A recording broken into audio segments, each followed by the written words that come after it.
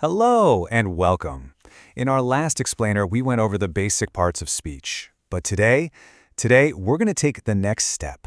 We're going to see how all those parts actually work together in real sentences to help you sound way more natural and confident. So, let's dive right in.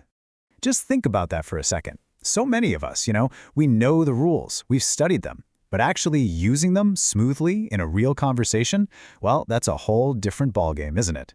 That little gap between just knowing the rules and actually speaking with confidence, that's what we're going to close today. And here it is. This is the secret. Words aren't just stuck in one place. Nope. They change, their meaning and their power shift, all depending on the role they play in a sentence. So I want you to think of this as a construction project. We're not just looking at a pile of bricks, we're learning how to build a house, one solid sentence at a time. All right, so every good structure has to start with a solid foundation, right? Well, in the world of sentences, that foundation is built with two absolutely essential parts, nouns and verbs. So, nouns are basically the subjects of our world. They're the person, the place, the thing, or even the idea that we're talking about. It can be something general, like a city, or something specific, like London. They are the absolute what of your sentence. So, if nouns are the what, then verbs are the engine. They get things moving. They give us the action or the state of being. And this is super important. Verbs also tell us when something is happening. So you get action, state, and time, all packed into one powerful little word. Okay, let's put that foundation together. The students, that's our noun. Are, that's our verb, showing a state of being. And just like that, with one noun and one verb, we have a complete, solid thought. It's a perfect foundation to build on. A foundation is crucial, for sure, but let's be honest, it's not very exciting to look at. So now, let's add some detail, some color to our structure, with adjectives and adverbs. Think of adjectives like the paint you use on your building. They describe the nouns, and they give them all this character and detail. And here's a quick rule to remember. They can come before the noun, like in a beautiful city, or they can come after a be verb, like the city is beautiful. See? Both work perfectly to add that splash of color. Okay, now this slide is a big one. This is where a lot of people get a little bit stuck. The difference between adjectives and adverbs. Here's the key.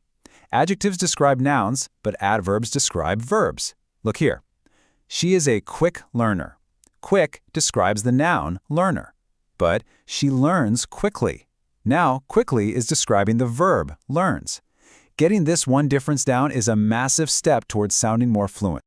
All right, your turn. A quick practice. How would you fill in this blank? This lesson is what? Is it interesting? Is it easy? Difficult? Whatever word you just thought of, that's an adjective. Why? Because it's describing the noun lesson. See? You got this. Okay, so we've got our foundation, we've decorated the rooms, but now we need to connect everything to build a much bigger house. And to do that, we need two tools, prepositions and conjunctions. I like to think of prepositions as the hallways in your sentence. They show the relationship between things, connecting them through time and space. Are you meeting at 9 o'clock or in the morning? Is the book on the desk or at home? These little words give us all that vital context. Now let's look at an even bigger connection. Here's one simple, complete idea. I was tired. And here is another simple idea. I studied. Now, on their own, they're fine. But when we put them together, they can tell a real story. And boom! This shows the power of a conjunction perfectly.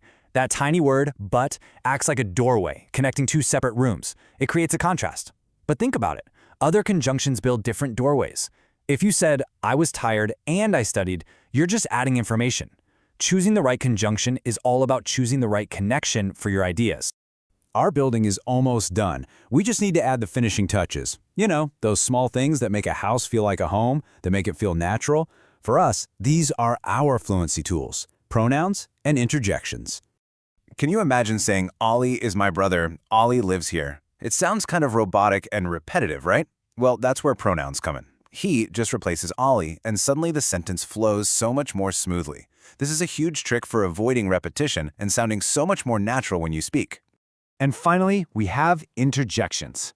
These little things are just bursts of pure emotion. Wow! Oh! Oops! They might look small, but they are incredibly common in spoken English. They're a fantastic, easy way to add some real personality and feeling into what you're saying. Fantastic job. You've got all the tools now.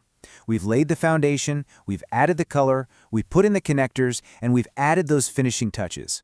So it's time for a final walkthrough where you get to be the builder. Let's try it. First, just make a simple sentence with a noun and an adjective that describes it. Go on, take a second.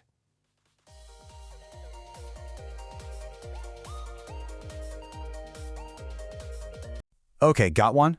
Now, make a sentence with a verb and an adverb that describes that action.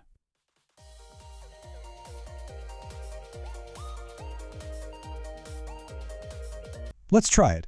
First, just make a simple sentence with a noun and an adjective that describes it. Go on, take a second.